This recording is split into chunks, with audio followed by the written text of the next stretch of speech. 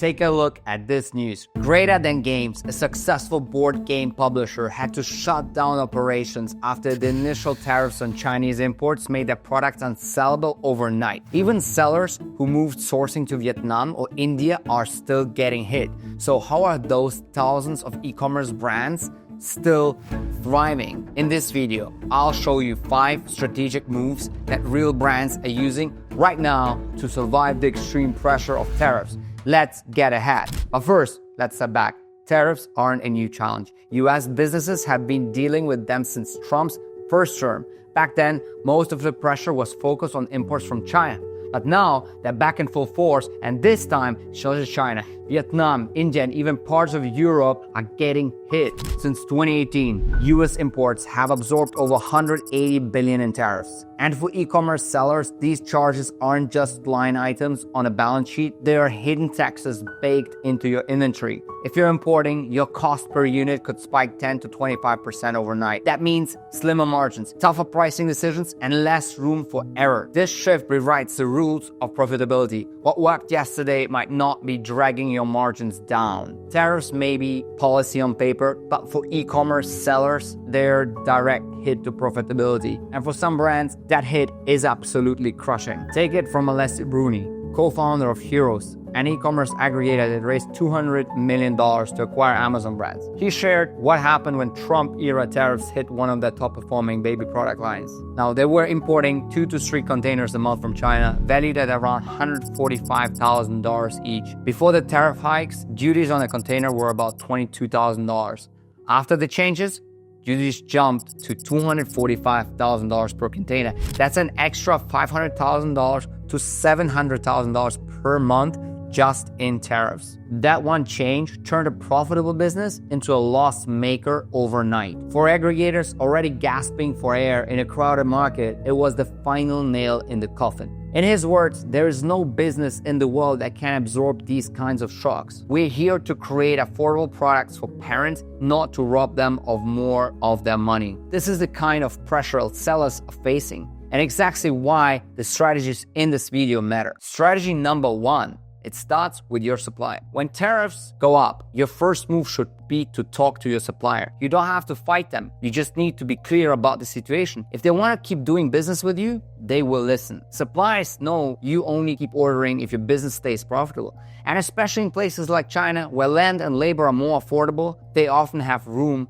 to work with you. Running a scented candle brand, which we scaled 8x in the last 3 years, we used the same approach. We showed our supplier 2 years of strong order volumes, explained the new tariffs were eating into our margins, and told them we wanted to keep growing, but not without support. We asked for 30% discount. After a few rounds of negotiations, we landed a significant price cut. Skipping these conversations could mean leaving hundreds of thousands or even millions on the table each quarter, especially if you're running a 9-figure brand. That's money that could be protecting your business. And here's the key: don't stop at price.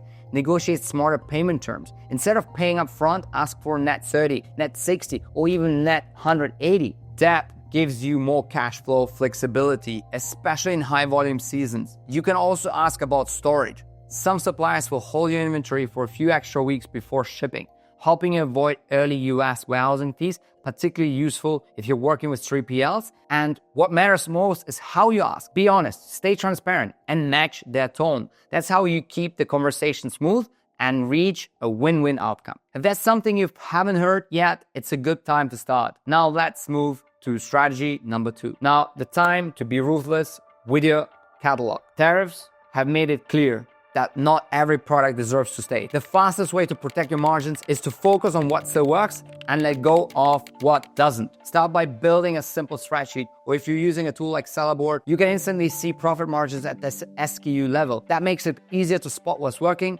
and what's just burning cash. From there, make quick decisions. Pause the SKUs that are no longer making money and shift your attention to the ones that do. If you're looking for ways to reduce costs without cutting products entirely, adjust the packaging or shipping method. And this part matters. Now is not the time to focus on new product development or long shot ideas. Right now, it's about survival, profitability, buying time.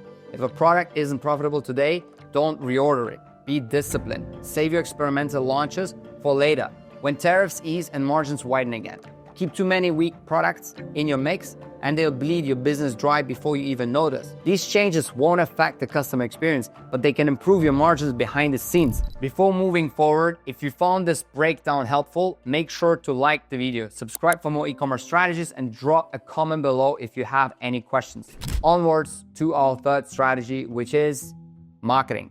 Focus on lowering your costs while increasing how much revenue you earn from each dollar spent. Tariffs are already squeezing your margins, so you need to make sure your ad spend is driving results, not just draining cash. Start by refining your paid ads. Cut back on underperforming keywords and placements. Focus on your best products and build separate campaigns around them. This helps control costs and improve returns at the same time. Next, use smart promotions. Short-term sales and timed offers can drive more organic traffic. Plan them well, keep your ad spend during those periods, and reset between campaigns to protect your long-term pricing power. Finally, upgrade your visuals. Clear, keyword-based titles and strong images help your listings get more attention without relying heavily on ads. You can also offer smaller variants of existing products to keep prices competitive while protecting margins. If you keep spending across the board, you'll waste budget on low-margin products while the winners don't get the visibility they need. Cut what doesn't perform.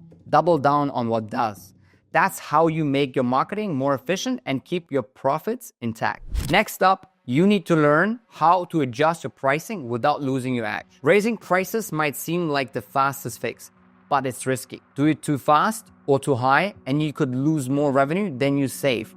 But before you even think about raising prices, look at what you've already done. If you've negotiated with suppliers, cut underperforming products, and improved your ad efficiency, you may not need to raise prices at all. But if your margins are still tight after those moves, then yes, pricing needs attention. So there's how to do it smartly. Start with simple math. If tariffs added $2 to your cost, you don't need to add $10 to the retail price. A $3 bump might be enough to keep your margins healthy without scaring off buyers. Then look at how you can offer more perceived value. Bundle products together like a power bank and cable, or offer limited editions. You're increasing the price, but the customer sees it as a better deal. That's a play brands like Power Titan, Anchor, and others run all the time. Think carefully about where you're making the change. If you're on Amazon, it's tricky. People compare prices instantly, so even a small increase can hurt your sales. In that case, don't raise the price. Instead, focus on spending smarter on ads and running better promotions to keep your margins healthy. But if you're selling on your own website, direct to consumer, you have more freedom. You can test price increases, check how customers react, and slowly roll it out to more products if it works. But remember to always test on a few items first and don't change everything at once. Smart pricing is about small changes that protect your profit without pushing your customers away all at once. If you don't want to go bankrupt, that's the strategy, certainly. Another strategy is this: get smarter with your freight forwarder. Basically, when costs rise, some sellers look for shortcuts, like under-declaring product values or using incorrect tariff codes to save money. But here's the hard truth: those shortcuts can destroy your business. A freight forwarder recently shared this warning that an importer agreed to a too good to be true DDP price from the usual shipper. The shipment arrived, cleared, and was delivered. Everything looked fine, but a week later, US Customs contacted this importer for proof of payment. Turns out the value declared for much lower value than actual amount paid, and the goods were classified under the wrong tariff code to reduce the duty even more. The result, heavy penalties, and even though the importer didn't file the paperwork, they're the ones on the hook, legally responsible for the shipper and the forwarder. That's why working smarter and staying compliant is more important than ever.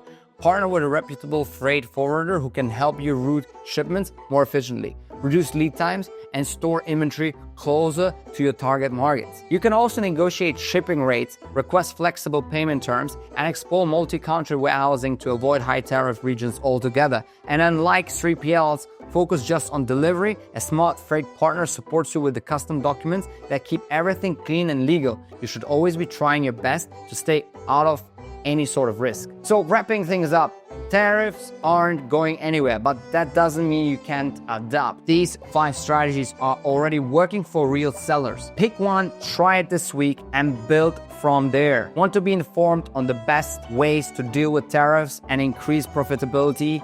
Join our Ecom Founder Telegram community. Focus on profitability.